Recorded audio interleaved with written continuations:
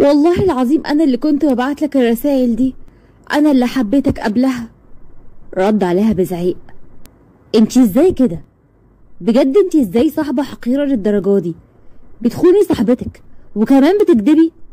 مش انا اللي بكدب، والله هي اللي كدبت عليك وفهمتك ان هي اللي بعتت لك الرسائل دي من الاول. هي اللي غلطانة مش انا. ادهم والله العظيم انا بحبك، والله مش هقدر اشوفك مع حد غيري. حاولت تمسك ايده بس هو زقها وزعق. اتفضلي امشي من هنا يا انسه تاج، ويا ريت ما تجيش هنا تاني ابدا، لان انا مش ضامن نفسي المره الجايه ممكن اعمل فيكي ايه.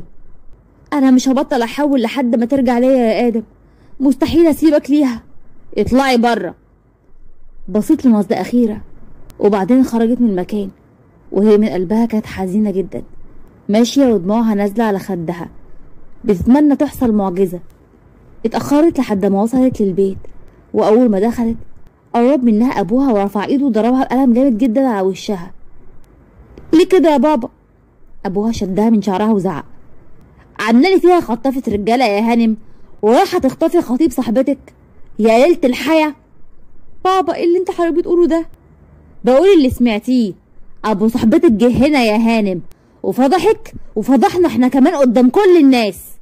بقى على آخر الزمن سيرتي وسيرة بنتي تبقى على كل لسان. ابوها فضل يضربها جامد وهي عماله بتعيط، وحتى ما كانتش بتحاول تدافع عن نفسها. شدها من شعرها ودخلها الاوضه وقفل الباب وزعق. مش عايز اسمع صوتك تاني، كلها اسبوع وهتكون خطوبتك على ابن عمك عشان اداري الفضيحه اللي سيادتك عملتيها لنا دي. فضلت قاعده ورا الباب بتعيط جامد قوي ومقهوره. مامتها دخلت وحضنتها. ماما ما تعملوش فيا كده عشان خاطر ربنا يا ماما، بلاش تعملوا فيا كده، مش هقدر اتجوز جلال ابن عمي، انتي عارفه ده كويس. مامتها ردت بقله حيله. انت شايفه عمايلك وصلتنا لفين يا بنتي؟ شفتي بنفسك عملتي ايه فينا؟ فضحتينا، وصاحبتك وابوها ما قصروش الصراحه، جم لحد هنا وقعدوا يزعقوا ويشتموا. ردت بقهر على مامتها وهي دموعها على خدها. هي اللي خطفته مني يا ماما، هي اللي اخدته مني، كانت عارفه كويس ان انا اللي بحبه، وكانت معايا في كل خطوه، كانت معايا في كل حاجه، هي اللي اخدته مني. مامتها حضنتها وطبطبت عليها. خلاص بقى، خلاص اسكتي، ما بقاش ينفع الكلام ده دلوقتي يا بنتي، ابوكي لو سمع هيجي يقتلك.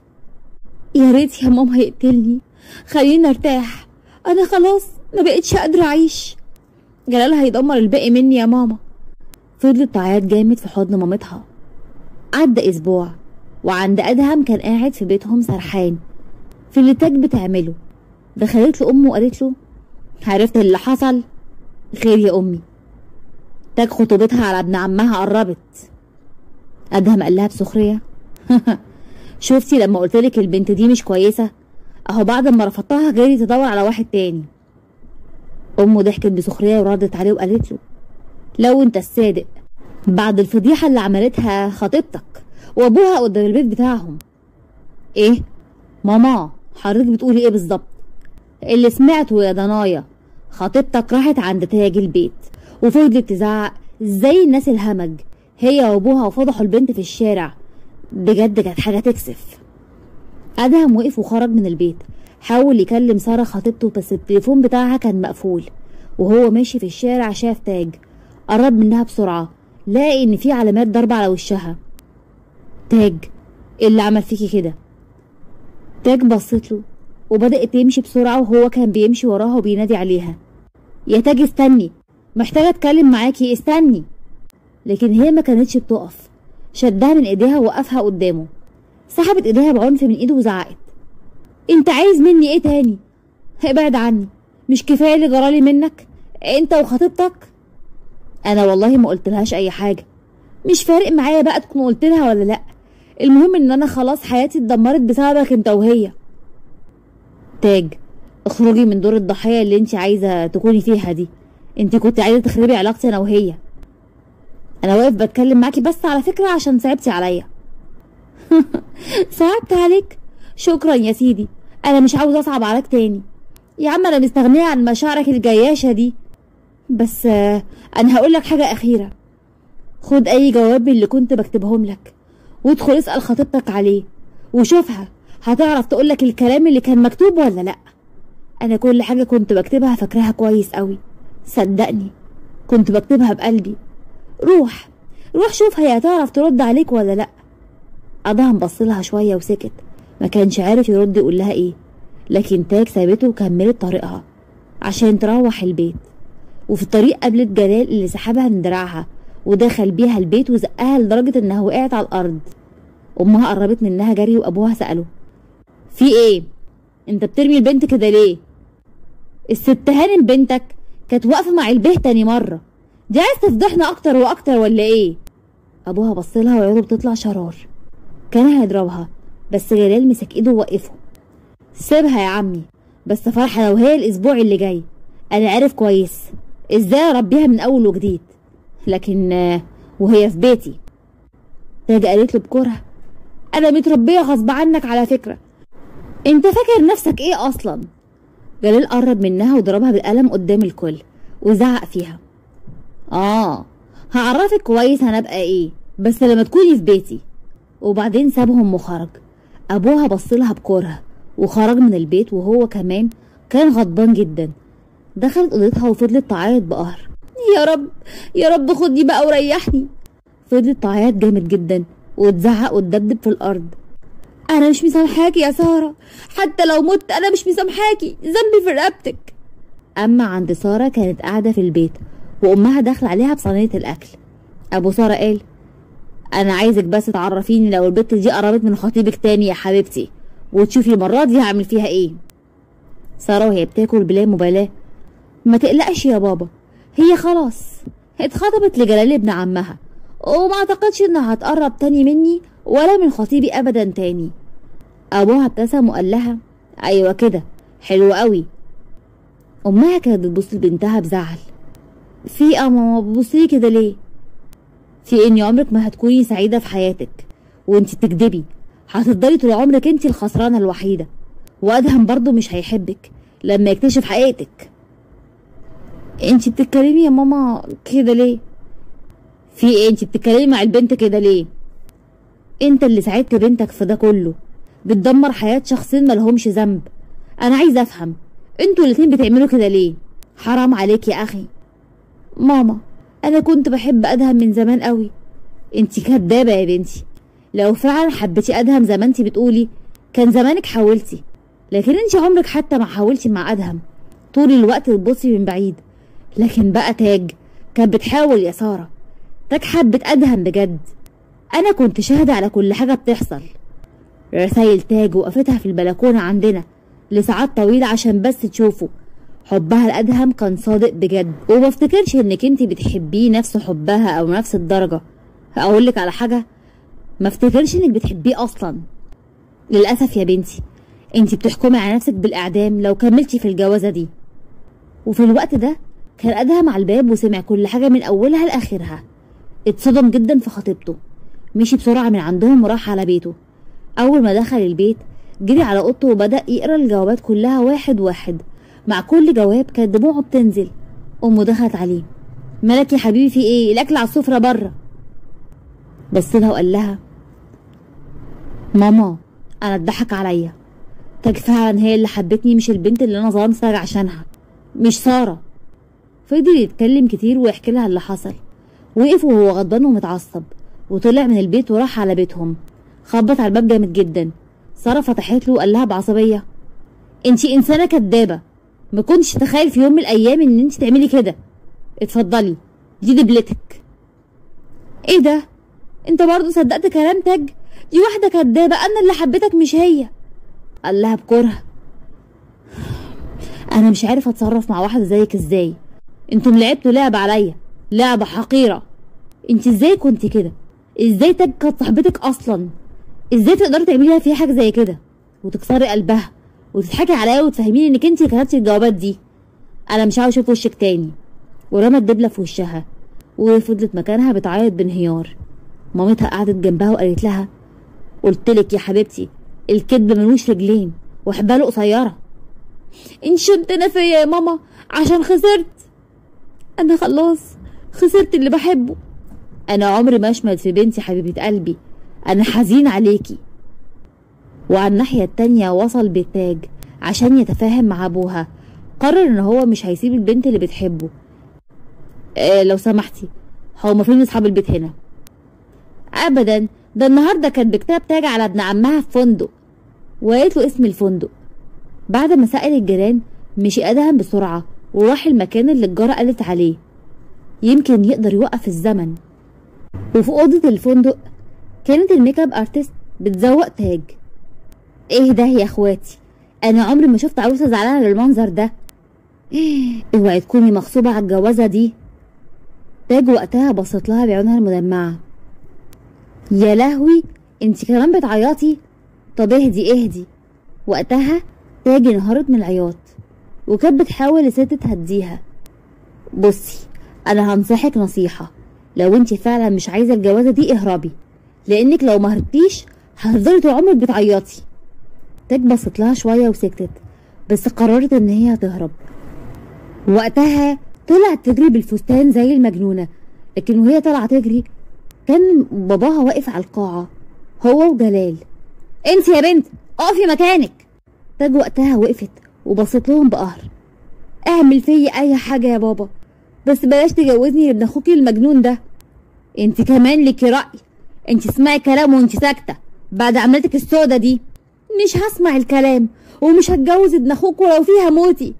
لفت عشان تجري تاني، لقيت ادهم وراها، ابتسم لها. في لحظة حست بنور جامد قوي ضارب في وشها.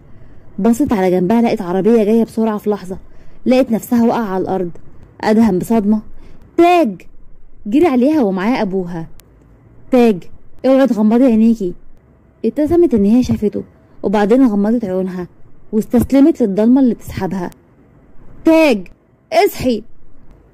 قومي يا بنتي، أنا مش هجوزك كلام خلاص. والله بلاش يا ستي، لأي حاجة بتضايقك بلاش تبعدي عني. قرب منهم واحد وزعق. مش وقته، صدمتكم البنت لازم تروح المستشفى حالا دلوقتي. وفعلا شالوها وراحوا المستشفى. ادهم طول الوقت كان واقف ودموعه بتنزل. ابوها ما كانش قادر يتحرك من مكانه.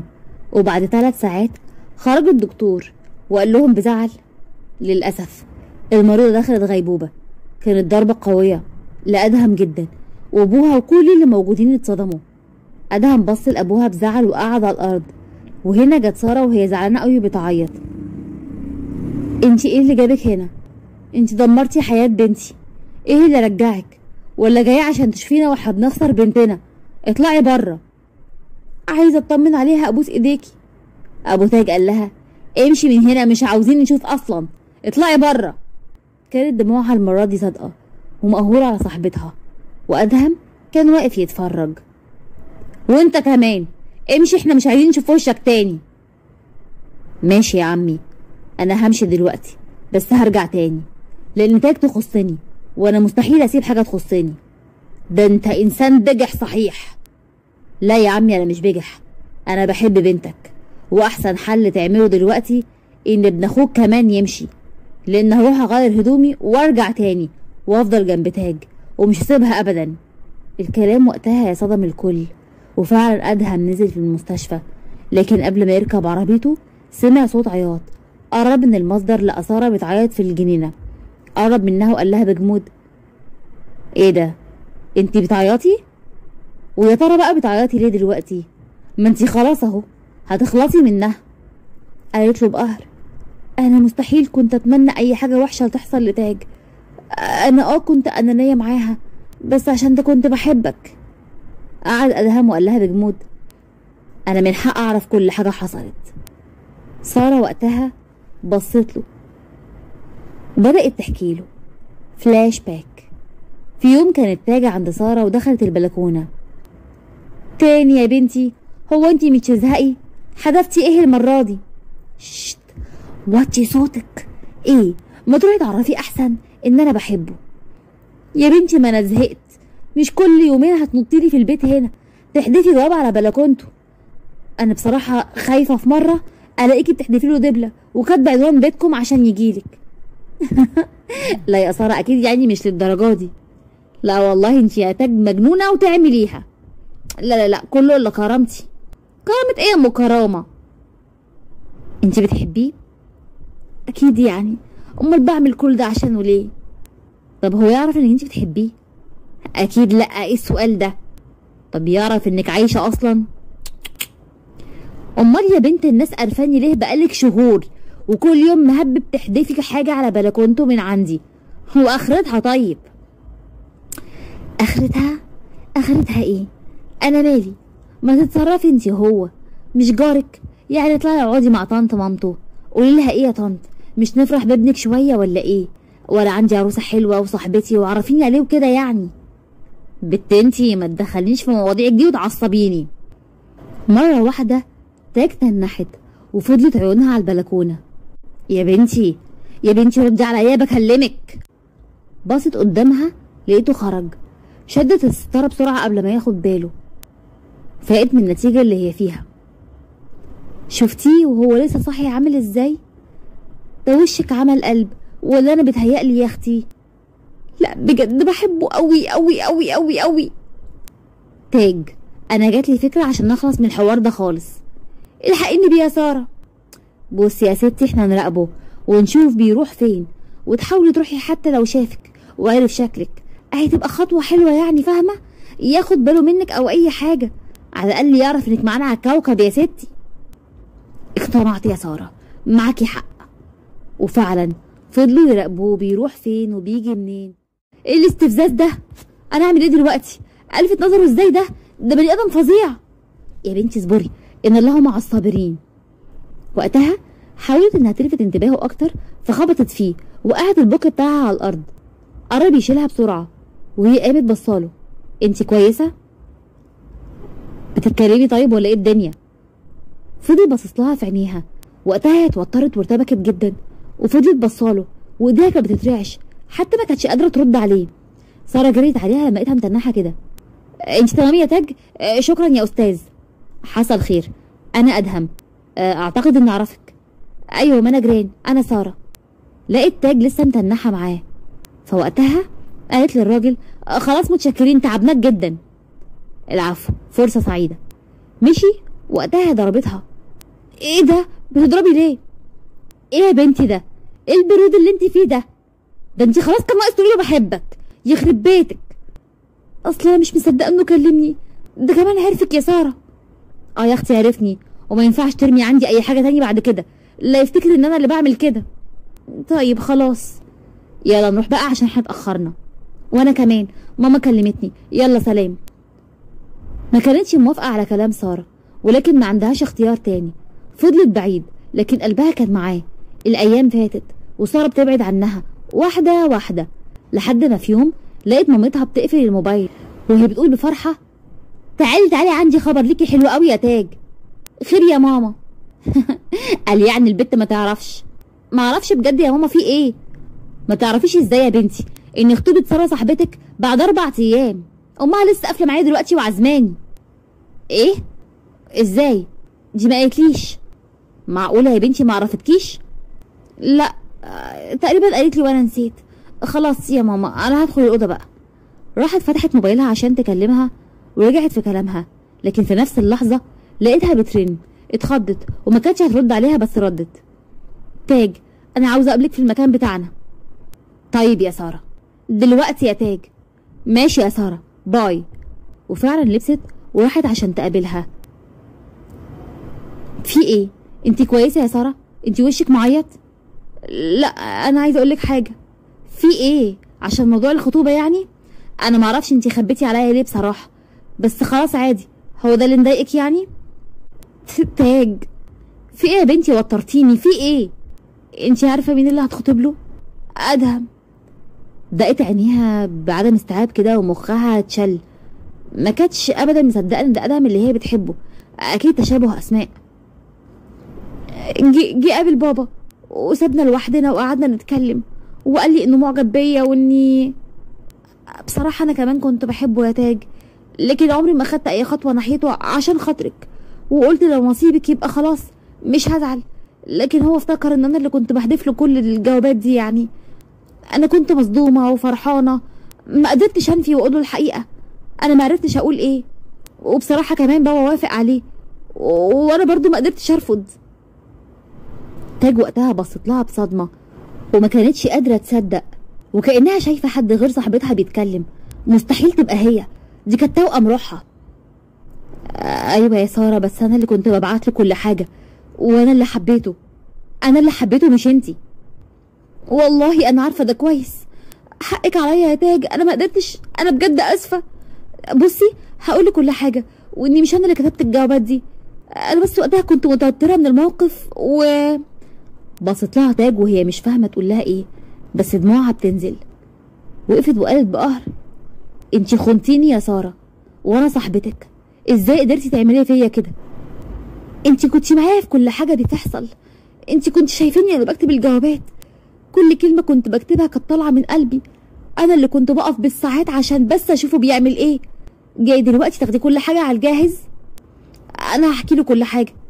انتي كدابه، انتي مستحيل تحكي لحد اي حاجه، انتي اصلا انانيه، وانا ندمانه اني عرفتك في يوم من الايام. تاج مشيت وهي بتعيط، وقررت ان هي زي ما حاربت اول مره هتحارب تاني.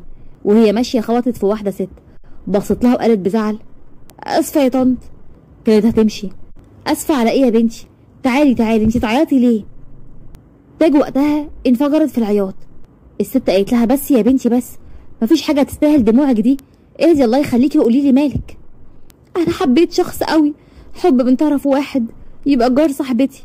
كنت بروح كل اسبوع عندها وارمي جوابات من البلكونه بتاعته، كنت بشوفه هو بيروح فين علشان يعرف ان انا موجوده ويحبني. كنت مستعده اعمل اي حاجه في الدنيا عشان خاطر يكون ليا. جت صاحبتي واخدت كل حاجه على الجاهز. راح اتقدم لها لما افتكر ان هي تبعته الرسائل الجوابات دي، وما قالتلوش الحقيقه. انا اللي كنت بسهر الليل عشان اكتب له كل حرف. خدعتني. انا مش عارفه انا بعيط عليه ولا عليها. انا اتصدمت في اقرب صديقه ليا. دموعك دي مش هتحل حاجه يا بنتي، حاربي لحد لما تاخدي حبيبك من البنت دي، والاول امسحي دموعك دي. وفعلا مسحت دموعها ورجعت البيت وهي مقرره من جواها انها لازم هتحارب. جه يوم الخطوبه وراحت عشان تكون شاهده على خيانه صاحبتها ليها. كانت واقفه بعيد وصاحبتها بتلبس الدبل، وكانت مبسوطه جدا. ابتسمت بسخريه وقالت لنفسها: دي اللي بتقولي الحقيقه؟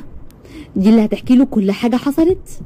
ادهم وقتها كان بيرقص مع ساره، ما قدرتش تستحمل منظرهم وخرجت بسرعه من القاعه. وهي خارجه شافت نفس الست، قربت منها وقالت: انتي؟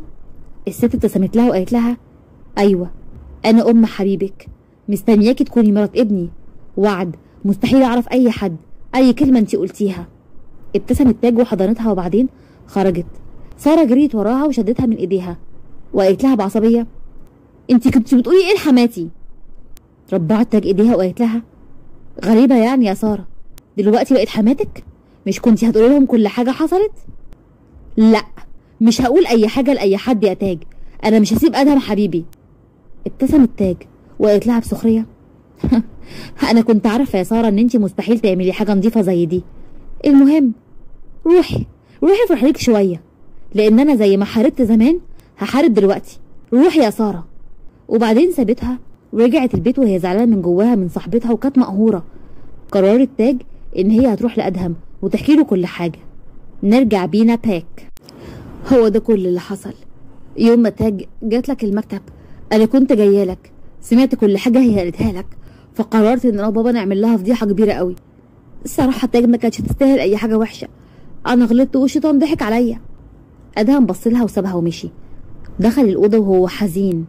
امه قالت له: مالك يا ادهم؟ ايه الدم اللي على هدومك ده؟ ده دم تاج يا ماما. ايه دم تاج ليه يا ابني؟ ما تخافيش يا ماما، ما عملتش حاجه. ايه اللي حصل؟ وقتها حكى لها كل حاجه حصلت. يا حبيبتي يا بنتي، امي انا دلوقتي هغير هدومي وهروح لها المستشفى، ما ينفعش اسيبها. وفعلا غير هدومه ومشي، لكن اول ما وصل المستشفى جلال ضربه.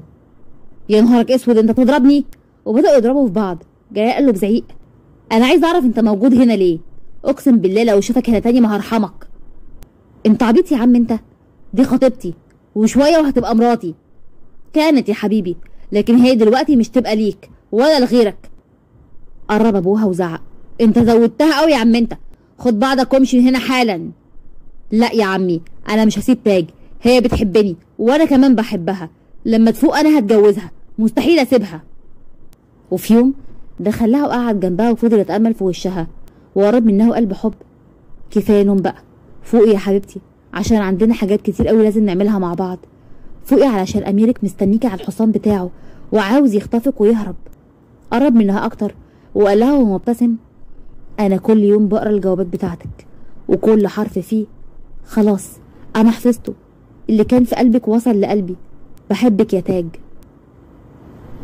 وبعد مرور 5 شهور كان وقتها بيزورها يوميا، لدرجة ان ابوها بدأ يصدق ان هو فعلا بيحبها. وبعد 5 شهور لقت جلال ان في دكاترة كتير عندها في الأوضة. في ايه يا دكتور، هي تاج كويسة؟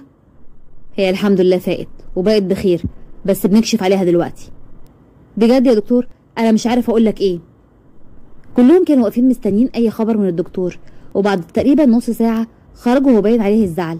ابو تاج قال له: خير يا ابني ما تطمني. الصراحة يا حاج بنتك كويسة وعايشة، بس هو في مشكلة، بنتك ما بقتش فاكرة اي حاجة، حتى اسمها ايه مش فاكراه.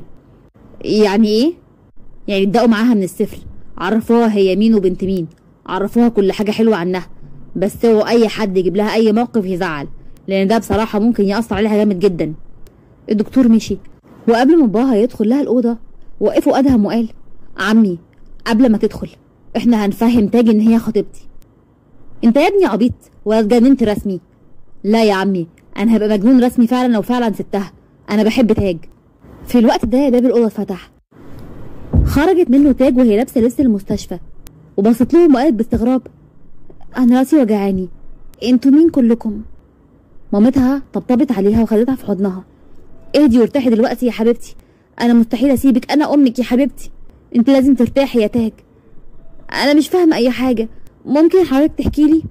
حاضر يا حبيبتي احكي لك كل حاجه من الاول. تاج هنا ارتاحت ونامت، ومامتها فضلت جنبها. وبره كان جلال وادهم بيتخانقوا كالعاده. قرب منه بغيره وقال له: انت ايه اللي جابك هنا؟ جلال ببرود قال له: انا جاي علشان خطيبتي. وقتها ادهم ضربه في وشه بالبوكس خلاه يقع على الارض.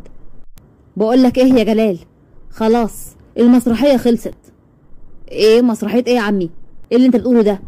يعني بنتي رجعت من الموت ومش هرجعها ليه تاني؟ روح شوف لك واحده تانية تتجوزها وابعد عن بنتي. لولا ان هي رافضه الجواز منك ما كانتش جريت بفستان فرحها، وفستان فرحها اتقلب كله دم. يعني ايه هي بقت كده يا عمي؟ ماشي. مشي من قدامه وهو متعصب جدا. عدى وقت طويل وخرجت من المستشفى، لكن طبعا ما كانتش فاكره اي حاجه خالص عن ادهم، ولا عارفه اصلا انها بتحبه، وكان كل يوم بيحاول يقرب منها. ادهم كان ماشي وهو ماسك التاج، وفجاه ظهرت ساره في طريقهم. تاج وقفت مره واحده، ساره عدت من جنبها وهي عامله نفسها مش شايفه تاج عشان صحتها.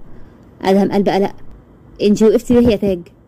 تاج بصت وراها على ساره اللي كانت ماشيه، ورجعت بصت لادهم وقالت: مش عارفه، بس البنت اللي عدت دي انا حاسه اني عارفاها كويس. عارفاها؟ تعرفيها منين بس؟ دي اول مره تشوفيها اصلا. لا لا لا انا حاسه ان انا عارفاها. سابت ايده وراحت لها بسرعه. من فضلك لو سمحتي. ساره وقفت وكانت بتتنفس بسرعه. افندم. تاج قربت منها وقالت لها: انا اسفه بس حسيت ان انا اعرفك.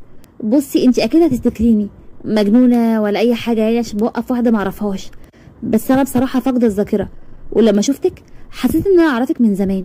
هو انتي تعرفيني؟ ادهم وقتها هز راسه بلقه علشان ساره ما تقولش حاجه. ابتسمت لها ساره وقالت لها بزعل: لا انا اول مره اشوفك. انتي متاكده؟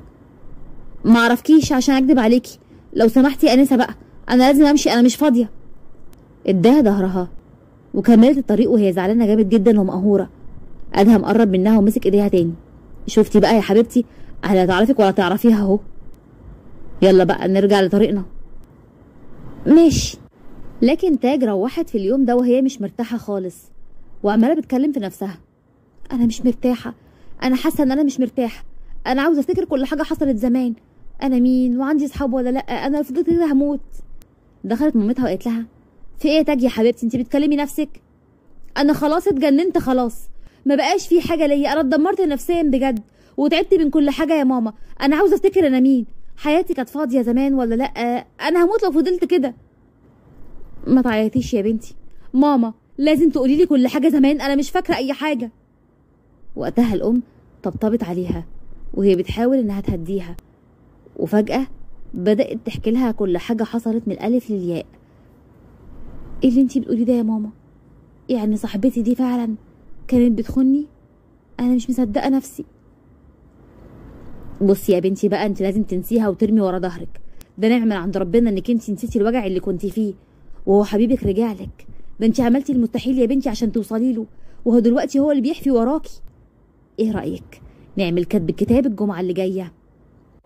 انت حبيتي ادهم قوي وصاحبتك غدرت بيكي، لكن يا حبيبة قلب ماما الحق عمره ما بيضيع حتى لو اتأخر. ودلوقتي هتبدأي حياة جديدة مع حبيبك. ولحد هنا انتهت قصتي. مستنياكم في قصة جديدة ان شاء الله. يا ريت لو عجبتكم ما تنسوش تشتركوا في القناة وتفعلوا الجرس. اشوفكم على خير، مع السلامة. اللهم صل وسلم وبارك على سيدنا محمد. لا اله الا انت سبحانك اني كنت من الظالمين. ازيكم حبايب قلبي؟ عاملين ايه؟ اتمنى يا رب ان انتوا تكونوا بخير. ويلا بينا نبدأ ونقول بسم الله. رهان يا سارة؟ انا كنت رهان؟ انتي مين فاكرة نفسك؟ ها؟ ردي عليا. كسبتي ايه انتي؟ واحدة حقيرة ما تستاهلش حبي ليكي. انتي بجد حقيرة.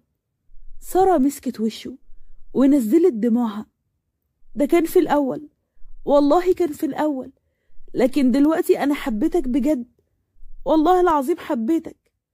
انتي اللي زيك مستحيل يعرف يحب. بسببك انتي خسرت أكتر واحدة بحبها. انتي دمرتي حياتي. والله العظيم بحبك صدقني. أنا غلطت، بس بلاش تبعد عني أرجوك. أرجوك بلاش تبعد عني. أنا هموت من غيرك. انتي مجنونة. متخيلة ان انا ممكن اكمل بعد اللي حصل منك؟ انتي واحدة ما تستاهلش كل الحب اللي انا كنت بحبهولك. انتي واحدة ما تستاهليش ان انا اكسر بنت خالتي علشانك. انا مش هسامحك ابدا. مش عايز اشوف وشك تاني. كان هيمشي، لكن هي مسكت ايده بسرعة. انت مش هتسيبني. لا يا مروان، مش هتبعد عني. مستحيل اقبل بكده. انت بتاعي انا وبس. فاهم ولا لا؟ انت ليا انا وبس. مروان زقها بكل كره. انت لو ما بعدتيش عني انا مش هرحمك. انت مريضة ومحتاجة تتعالجي. وسابها وخرج. واول ما خرج قابل صاحبه مؤمن. عايز عربيتك بسرعة، لازم الحق ليلى قبل ما تسافر. مؤمن طلع مفاتيح عربيته وقال له بكل حب: ربنا معاك يا صاحبي. مروان طلع الفون بتاعه وفضل يرن على ليلى، لكن هي ما كانتش بترد عليه بسبب البلوك. أصلها كانت عامله له بلوك بسبب اللي عمله فيها. مروان قال لنفسه: مش هسيبك يا ليلى أبدا. رن على أمه: ماما انت فين؟ ليلى فين يا ماما؟ هي لسه في البيت صح؟ اتأخرت يا مروان، ليلى خلاص سافرت يا ابني. مروان أول ما سمع كده فقد السيطرة على العربية واتقلبت بيه. كان حاسس بوجع في كل جسمه، بس ما كانش قادر يتحرك. لحظة الناس بتشيله، سامع صوتهم وسامع صوت واحد منهم بيقول: لازم نلحقه بسرعة قبل ما يموت. وواحد تاني قال: ربنا يسترها عليه، ده متكسر خالص. جت الإسعاف وأخدته بسرعة، وبعد ربع ساعة الدكتور خرج وقال: هو دخل في غيبوبة. وفي العناية المركزة مروان بدأ يفكر في كل حاجة حصلت معاه زمان مع ليلى وسارة. فلاش باك. ليلى بفرحة: كل سنة وانت طيب، كل سنة وانت طيب يا ميرو. اسمي مروان مش ميرو، ما يصحش كده. ليلى اتكسفت وسكتت. قربت أمه منه وقالت بهزار: يا قليل الذوق، انت عليك هزار تقيل يا واد انت. معلش يا ليلى، انت عارفة يا حبيبتي خطيبك بقى وتقل دمه، مش بيعرف يهزر. ليلى ابتسمت وسكتت. كلهم اتلموا على السفرة. أم مروان حبت تخلي ابنها يهتم بخطيبته شوية. مروان يا حبيبي خطيبتك طبقها فاضي، حط لها أكل يا حبيبي. مروان بص في الطبق بتاعه ورد عليها بصوت بارد: معلش يا أمي، هي مش طفلة يعني مستنياني أحط لها الأكل، هي أكبر من كده بكتير. ليلى زعلت وقالت: بعد إذنك يا خالته، أنا شبعت، أنا لازم أمشي دلوقتي. وبعدين خرجت من البيت. ردت أمه وقالت بزعل: اخس عليك يا مروان، يلا يا ولا، يلا قوم وصلها. لا يا ماما، مش هقوم أوصلها، أنا جعان وهي مش صغيرة، وبعدين البيت بتاعها قريب يعني مننا. أبوه هنا اتكلم وزعق: انت ايه يا ولا انت ايه؟ انا مش فاهم، من الصبح وانت عمال تقل أدب مع البيت، في ايه يا ابني؟ مش خطيبتك دي؟ اللي انت بتعمله ده غلط.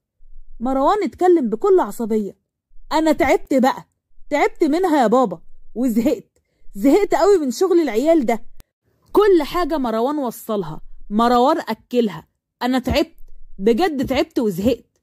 أبوه ضربه بالقلم جامد جدا: انت حيوان يا مروان، أنا معرفتش أربيك، وبعدين يا واد انت، هي مش كانت اختياراتك؟ محدش جبرك عليها، وبعدين يعني البنت جاية وعاملة عيد ميلاد وانت ولا حتى فكرت تقول لها شكرا. صدقني كل اللي بتعمله ده هتندم عليه. مروان بص لابوه وأمن على الأكل، دخل الأوضة بتاعته. أم مروان اتكلمت: ليه كده يا حاج؟ كان ممكن يعني تتكلم معاه بالراحة. بالراحة ايه؟ ها؟ ردي عليا، ده ما ينفعش معاه غير كده، انت فاهمة ولا لأ؟ وبعدين الأب سابها هو كمان وخرج من البيت. ليلى كانت ماشية في الشارع وهي مقهورة ودموعها نازلة على خدها. وصلت البيت وقبل ما تدخل العمارة مسحت وشها علشان ما يبانش عليها أي حاجة. طلعت السلم وفتحت باب بيتهم، دخلت بسرعة وقالت وهي بتهزر: ماما يا ماما يا ست الكل. أختها خرجت من الأوضة: ايه يا حبيبتي، جيتي بسرعة كده ليه؟ لا عادي يعني، بس أنا زهقت يعني وقلت اجي علشان عايزة انام. قربت منها أختها ورفعت وشها: لما أكلمك ما تتهربيش مني، وعيونك الزيغة دي تيجي في عيني. عينيكي زعلانة، ايه اللي مزعلك؟ ليلى كانت بتحاول تمسك دموعها: لا هو ما عملش حاجة. زعلك صح؟ دارت وشها ليلى من وش أختها أمالة علشان ما تحركش وما تبانش إن هي اتكسفت المرة دي كمان. ابتدت أمل تزعق: أمال ايه يا أختي؟ كل مرة نفس الموضوع، مش بيحترمك ولا بيقدرك ولا بيقدر حتى حبك ليه. مسكت وش أختها وقالت بزعل: انتي خسارة فيه يا حبيبتي، ابعدي عنه وعيشي حياتك بقى وشوفي حياتك مع واحد تاني. دموع ليلى وقتها نزلت وردت بكل قهر: ما اقدرش، انا بحبه. امل حضنتها جامد: وهو مش بيحبك يا ليلى، صدقيني يا حبيبتي، هو مش بيحبك. ليلى بعدت عن اختها وردت عليها بحماس: هخليه يحبني يا امل، انا عارفة ان هو ممكن يكون مشغول او مضغوط، بس هو هيحبني صدقيني. وبعدين سابتها ودخلت الأوضة. أمل لبست وراحت بيت خالتها، خبطت جامد واللي فتح مروان، زقته ودخلت البيت وقفلت الباب ومسكته من هدومه: أنا قلتلك مليون مرة أختي محدش يحرجها، يوم الخطوبة طلبت منك تحترمها وتقدرها وتقدر حبها ليك، صح ولا لأ؟ مروان بعد نفسه عنها بكل برود: في ايه؟ مال اسلوبك كده؟ اسلوبك ده ما ينفعش معايا، انت فاهمة ولا لأ؟ يا واد يا بارد انت، يا واد يا بارد، مبسوط يعني؟ مبسوط علشان بتحرج اختي؟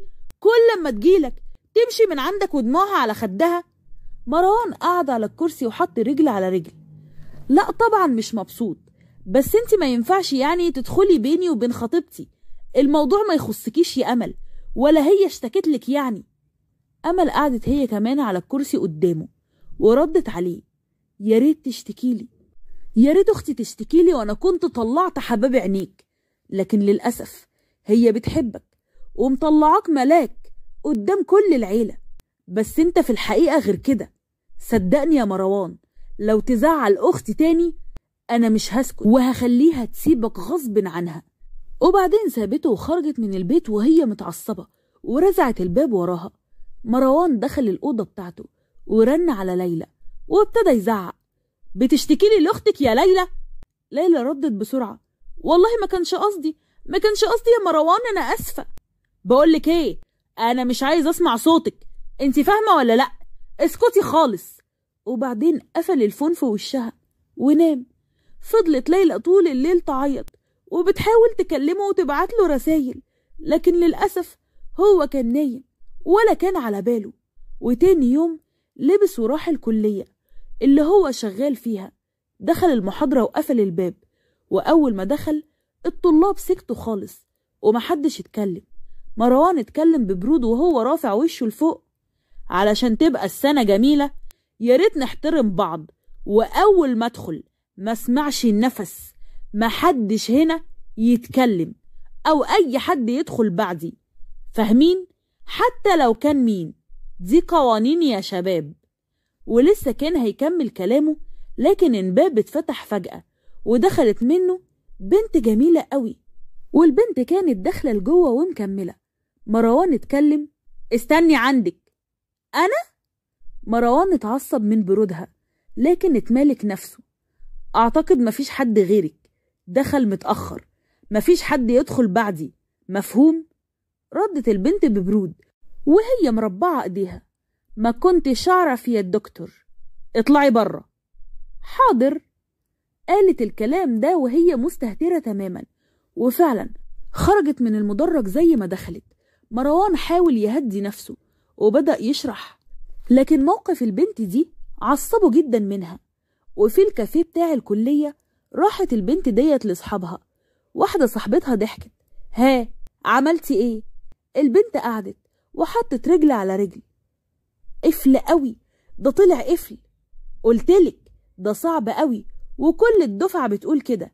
البنت ضحكت جامد: صعب عليهم يا حبيبتي، مش عليا، وحياتك هم شهرين وهوقعه وهيبقى زي الخاتم في صباعي. صاحبتها اتكلمت بخبث: طيب نتراهن يا جميل، ولو فزت يا سارة هتعزمينا على العشاء. سارة اتكلمت بكل غرور: اللي زي ده ما يستاهلش غير كوباية شاي، بس مفيش مانع يبقى غدا. عدى أسبوع وبدأت سارة تقرب من مروان، وفي يوم راحت المكتب ليه: دكتور مروان، في حاجة مش فاهماها. مروان ابتسم: تعالي يا سارة.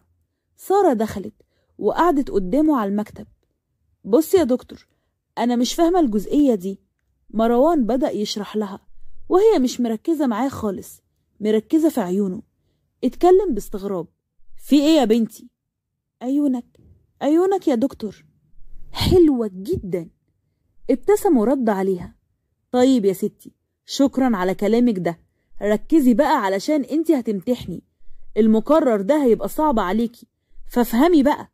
وفي الوقت ده سارة ردت عليه وقالت له: على فكرة مش عيونك بس يا دكتور، دي ضحكتك كمان. افتكر وقتها لما ليلى قالت له ان ضحكته حلوة جدا، هو اتعصب وسابها ومشي، وكان بيقول كلام مايع. وعدى شهر كانوا بيقربوا من بعض اكتر واكتر، وهو بيحبها اكتر واكتر. وفي يوم قرر يعترف ليها بحبه.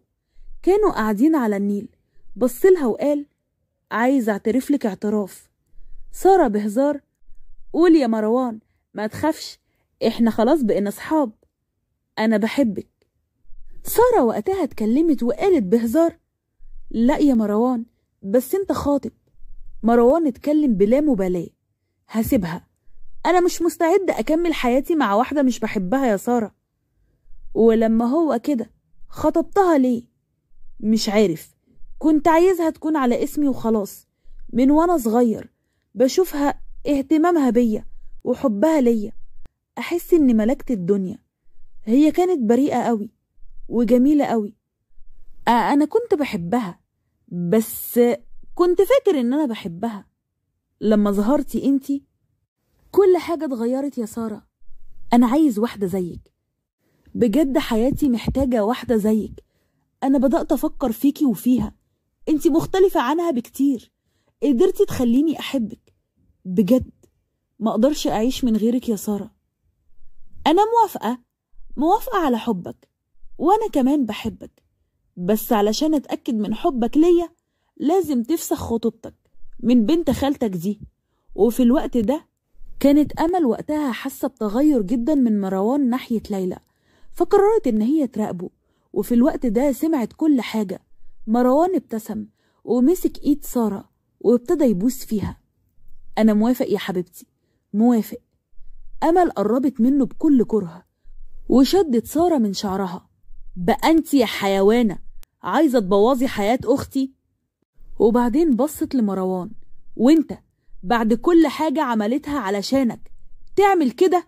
انت فعلا رخيص، ما تستاهلش حبها الغالي، تستاهل واحدة زي دي، وبكرة ربنا ينتقم منك شر انتقام.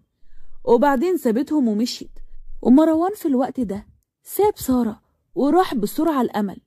أمل بالله عليكي بلاش تقولي حاجة لليلى. أمل ضحكت بسخرية.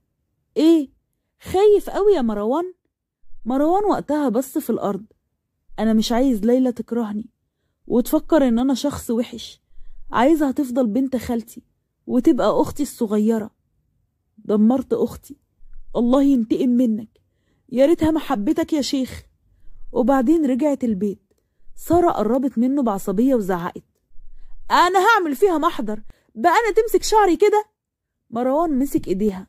بلاش علشان خاطري، هي عملت كده علشان مجروحة على أختها. سارة علشان مروان ما عملتش حاجة.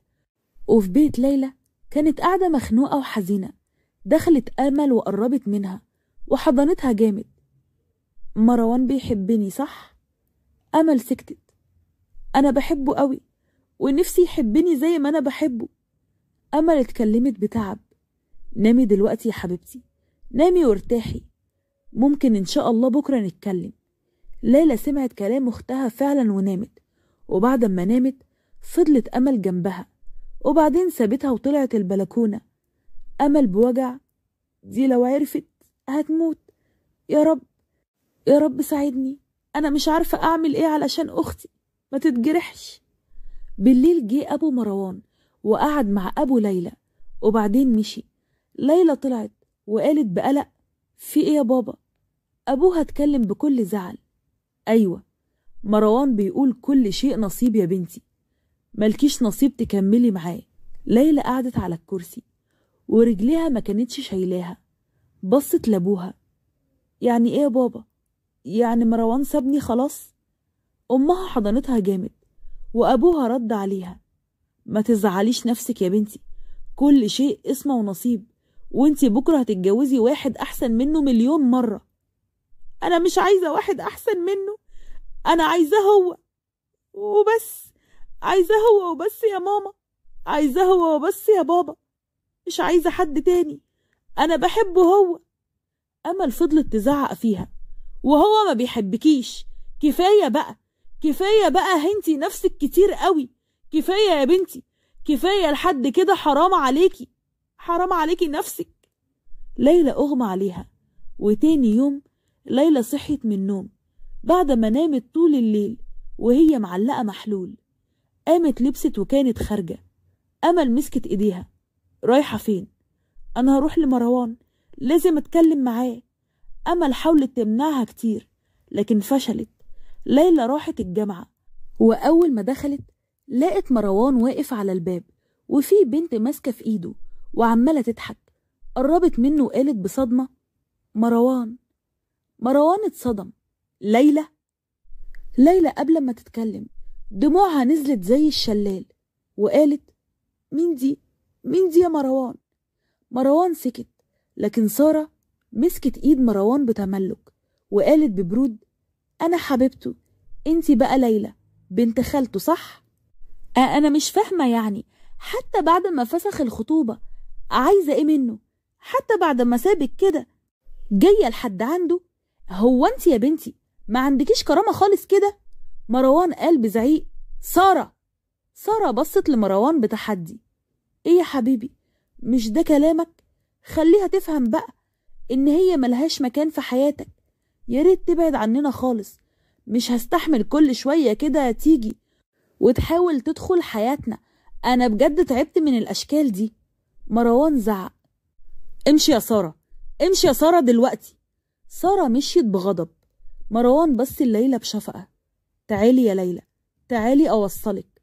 ليلى بصت له، بس بجد بصت له حتة بصة مستحيل ينساها، وسابته ومشيت. مروان راح وراها. يا ليلى انت شكلك تعبانة، تعالي أوصلك. ليلى ما ردتش عليه ووقفت تاكسي ومشيت. مروان مشي وهو زعلان من سارة. سارة رنت عليه وقالت بدلع: انت المفروض تكون عارف كويس ان انا بغير عليك، تقومي تعملي كده وتقولي كده وتجرحيها بالمنظر ده؟ انتي عارفة يا سارة عملتي ايه دلوقتي؟ اقفلي يا سارة دلوقتي. مروان كان ماشي ورا التاكسي، ووصلت ليلى البيت ودخلت الشقة ونامت فورا. مروان خبط وفتحت له أمل: خير، عايزة اتكلم مع ليلى. ليلى نامت. ويا ريت مالكش دعوة بيها تاني يا مروان، كل واحد راح لحاله يا ابني، ويا ريت تهوينا بقى. وقفلت الباب. مروان زعل وكان نفسه يكلمها بس معرفش. حاول يرن عليها أو يبعت لها على الواتس يعتذر عن الموقف اللي حصل ده، بس هي كانت عاملة بلوك. عدى أسبوع وخطب مروان سارة وكان فرحان قوي. ليلى كانت قاعدة بالليل بتشوف صور الخطوبة، ضحكت بسخرية: تعرفي يا أمل، يوم خطوبتنا كان نفسي أنزل بوست قوي وأفرح وأفرح الناس اللي حواليا، لكن هو رفض ينزل البوست. غريبة يعني، دلوقتي منزل بوست والناس كلها بتبارك له. طب تعرفي كمان يا أمل، أنا لسه بحبه بس مستحيل أرجع له أو أتعامل معاه من تاني. أنا بكرهه، لا أنا بحبه. أمل حضنتها جامد وكانت بتعيط جامد جدا لحد ما ليلى نامت في حضنها. عدى فترة وكان مروان طول الوقت مع سارة، أهمل شغله وأهمل أهله وأهمل كل حاجة لحد ما الكل زعل منه. وفي يوم كان قاعد في المكتب، دخل مؤمن صاحبه وقال: انت عاجبك حالك؟ عاجبك حالك كده يعني؟ مالي، ما انا كويس اهو. اهلك واصحابك كلهم زعلانين منك، انت بعدت عن الكل، بعدت عن الكل علشان اللي اسمها سارة دي. مؤمن، يا ريت نتكلم في موضوع تاني، بلاش نتكلم في الموضوع ده لو سمحت، انا عندي محاضرة دلوقتي. وسابه وخرج. وتاني يوم مروان عملت عزومة في البيت لأختها علشان تصلح الوضع بينهم بعد ما مروان ساب ليلى. سارة عرفت بالعزومة وقررت ان هي تبوظها. الباب خبط وفتح مروان ولقى سارة في وشه. سارة، وسع يا حبيبي وسع. دخلت لمامة مروان وقعدت على السفرة. مش تقولي لي يا طنط ان في عزومة؟ واقول ليه يا حبيبتي، هو بيتي ولا بيتك يعني؟ بيتك طبعا يا حبيبتي، وهيبقى بيتي انا وجوزي ان شاء الله. مروان وقتها كان متوتر قوي واتمنى لو ما كانتش سارة جت. بصت سارة لليلى وقالت: عاملة ايه يا ليلى؟ ليلى ابتسمت ببرود: ما يخصكيش. مروان حاول يلحق الموضوع واتدخل في الكلام: الكلية عاملة ايه صحيح يا ليلى؟ ليلى برضو ردت بكل برود وقالت: ما يخصكش انت كمان. وكملت اكل. وبعد الاكل مشيت. مروان نزل ومعاه سارة. زعق وقال لسارة: انا مش فاهم انت ايه اللي جابك اصلا، انت جيتي ليه؟ انا عايزه افهم. ايه، كنت عايزني يعني اسيبك معاها في مكان واحد لوحدك يعني؟ لا يا حبيبي، ده في احلامك. انت مجنونه يا بنتي، دي بنت خالتي واكيد هشوفها كتير، وانا بقى مش عايزك تشوفها ولا تقرب منها يا مروان. انا بحبك، انت فاهم؟ انت ليا انا وبس، ومش لحد غيري. وبعدين بقى وجودك جنبها بيخليني اتجنن قوي. مروان ركن العربية ومسك وشها بين ايديه: يا بنتي انا اخترتك انتي، افهمي بقى، انا بحبك انتي وبس ومش عايز غيرك. افهمي ارجوك يا سارة، انا بحبك انتي وبس. مش قادرة اتقبل ان انت جنبها او حتى معاها، انت ليا انا. يوه، انت خلاص اتجننتي بقى، اعمل ايه اكتر من كده؟ انا تعبت. ووصلها البيت ومشي. وفي بيت ليلى قعدت امل قدامها: جامدة قوي والله يا ليلى، انا فرحانة بيكي قوي. ليلى ابتسمت. دي أقل حاجة عندي. أمال هسكت لها ولا إيه؟ تقعد تتنقوز عليا يعني؟ لأ مش هسكت، ده كان زمان. أمل سألتها بكل خوف: هو أنتي لسه بتفكري فيه؟ أنا مش هنسى مروان يعني في يوم وليلة يا أمل، ده حب سنين طويلة قوي، بس ربنا هيقدرني إن شاء الله وانساه. أمل باست أختها وخرجت من الأوضة، وفي الوقت ده الفون رن وكان رقم غريب. ليلى ردت: ألو؟ سارة اتكلمت بكل قرف وخبث: يا ريت بقى تخفي رجلك شوية من بيت خطيبي وبلاش تلزيق. لا يا سارة، ما هو أنا مش علشان خاطر عيونك هبطل أروح بيت خالتي، ما تقلقيش يا قمر، أنا بكره أصلا أشوف وشه. وقفلت في وشها الخط ورنت على مروان، وليلى اتكلمت بعصبية: بقولك ايه انت، خلي خطيبتك دي تبعد عني احسن لك انت وهي، علشان انا مش ناقصة وجع دماغ. في ايه يا ليلى؟ ايه اللي حصل؟ اسأل خطيبتك يا استاذ. وقفلت السكة في وشه ورجعت له عملت بلوك من تاني. طول الوقت كانت بتحصل مشاكل بين سارة ومروان. مروان حس ان هو خسر لما دخلها في حياته، وخسر حد كان بيحبه بجد، واختار حد تاني ما يشبهش ليه تماما. وبعد مرور اسبوعين كانت امه بتلبس وخارجه. رايحه فين يا ماما؟ رايحه اشوف خالتك. وحشتني يا ابني، اعمل ايه؟ منه لله اللي كان السبب. هاجي معاكي يا ماما. لا يا ابني بلاش، لحسن الهبله خطيبتك تعمل لنا مشاكل تاني وبعدين تزعل ليلى بعد كده. ضحك مروان: ما تقلقيش يا ماما، الهبله اللي انا خاطبها دي مش هتعرف. وخرجوا وراحوا بيت خالته. ليلى كانت قاعده في الصالون بتشتغل على اللابتوب. دخل مروان ومعاه امه، وقفت سلمت عليهم بكل احترام: ايه يا ليلى يا حبيبتي، عندك مذاكره ولا ايه؟ ردت امل وقالت: لا يا خالتي، ليلى ان شاء الله بتحضر ورقها علشان هتسافر الاسبوع الجاي منحه بره مصر. مروان الدنيا اسودت في وشه وبص لليلى وقال بتوتر: هتسافري؟ ايوه هسافر، في مشكله؟ امه فضلت تتكلم وهو مش سامع اي حاجه. كان نفسه يقول لها لا بلاش تسافري، بس مش عارف يقولها ازاي. وبعد شويه مشي ومعاه امه، وعرف ان فاضل اسبوع وتسافر. وعدى الاسبوع، وفي يوم كان في المكتب بتاعه قاعد زعلان لان خلاص ليلى هتسافر. هو مش عارف ايه سبب زعله، بس حاسس ان في حاجه هتنقصه. كان نفسه يودعها او يحصل اي حاجه تخليه يجبرها ان هي ترجع في كلامها. وفي الوقت ده الباب خبط ودخلت صاحبة سارة. قعدت وقالت بتوتر: دكتور، في حاجة لازم تعرفها، وقبل ما اقول اي حاجة انا اسفة يعني على اللي انت هتسمعه ده. مروان قلق: في ايه؟ البنت شغلت تسجيل فيه كل التفاصيل اللي حصلت، عارف ان كل ده رهان من سارة عليه. بص للبنت وقال: بتقولي ليا دلوقتي ليه؟ انا قلت ابيع سارة زي ما هي باعتني. معلش يا دكتور، امي تعبت ورفضت تقف معايا وسابتني وانا محتاجة ليها في اشد الموقف، فحبيت انتقم منها واعرفك كل حاجة.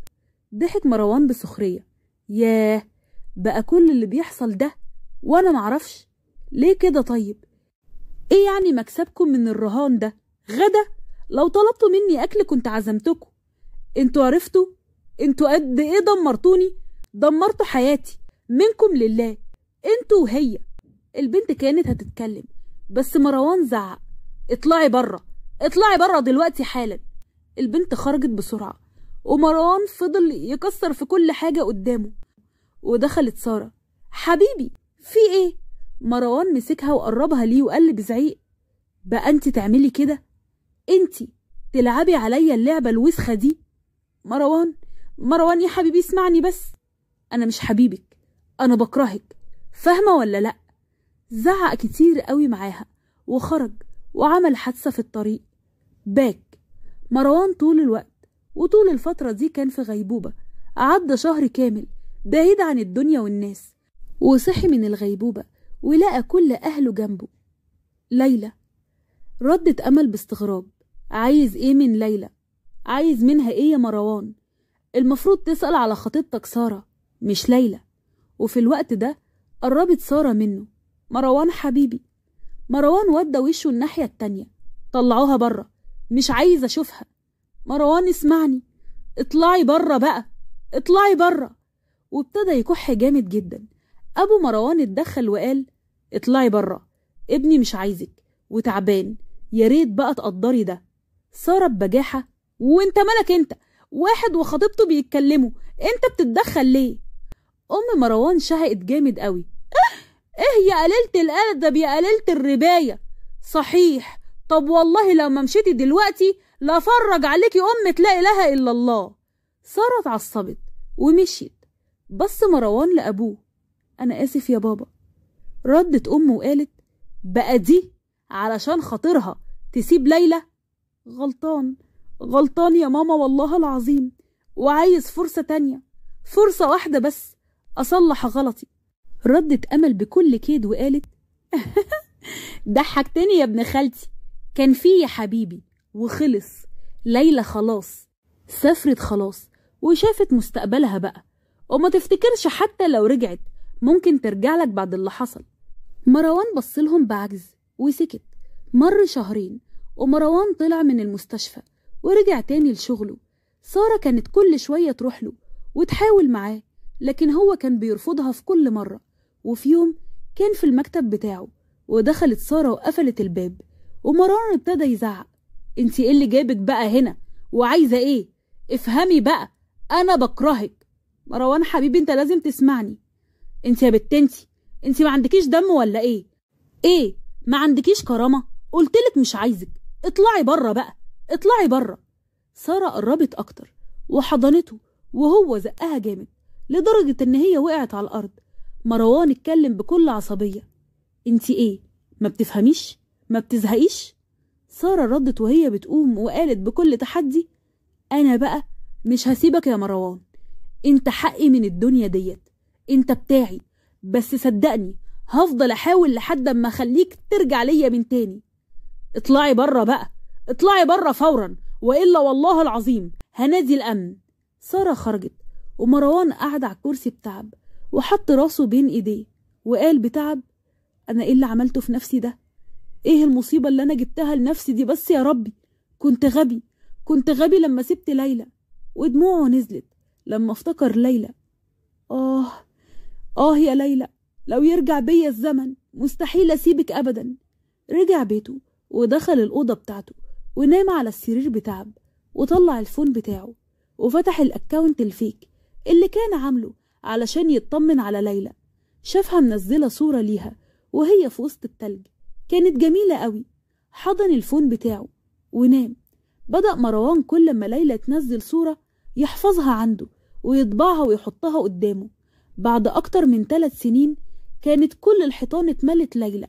دخلت أمل وهو بيلزق صورة ليلى جديدة، ضحكت وقالت بهزار كفاية بقى يا عم، ما ينفعش كده، ده ما بقاش فيه نفس في الحيطة يا عم، سيب مكان بس شوية، كفاية الصور دي كلها. مروان أول ما سمع صوت أمل راح لها جري. كلمتيها هي كويسة؟ هي عاملة ايه؟ طب هتيجي امتى؟ ابتسمت أمل هي بخير يا عم، هتيجي آخر الأسبوع علشان خطوبتي. مروان قعد على السرير وهو فرحان قوي، أخيرا هشوفها، أخيرا. أمل قعدت جنبه. لما انت بتحبها قوي كده ليه عملت كده ليه من الأول يا ابني من البداية؟ مروان بص لأمل والدموع ملت عينيه. كنت غبي وضيعت حبيبتي مني بغبائي، ولما ضاعت عرفت ان هي حبيبتي وانا بحبها وعمري ما هسيبها ابدا. أمل قررت تلعب على أعصابه. ما يمكن تكون حبت حد تاني يعني يا مروان، هتعمل ايه بقى وقتها؟ مروان عيونه كلها اسودت وزعق هي مستحيل تحب حد تاني، مستحيل تحب حد غيري، انت فاهمة؟ انا مش هسمح بكده، هي بتحبني انا وبس. وبعد كده سرح وقرب منها. انت عارفة حاجة؟ هي قالت لك حاجة؟ أمل ردي عليا بالله عليكي. أمل بصت في الأرض وسكتت، ومروان أعصابه تعبت جامد. أمل أبوس إيدك ردي عليا يا أمل. أمل ضحكت يا عم اهدى يعني، أنا بقولك افرض، وبعدين هي بقى عندها صحاب يعني، فعلشان كده بقولك حط كل الاحتمالات. مروان وقف وقال بالراحة لا، هي بتحبني ان شاء الله مش هيكون اي حد في بالها، انا عارف ان انا في بالها بس. وفي لحظة الفون بتاع مروان كل شوية عمال يرن وهو كان بيكنسل. أمل اتكلمت باستغراب: في ايه يا ابني؟ انت بتكنسل ليه؟ ما ترد، دي المجنونة كل شوية تجيب رقم شكل وترن عليا منه لحد ما زهقت منها خالص. وعند سارة أول ما قفل الخط في وشها رمت الفون على الأرض.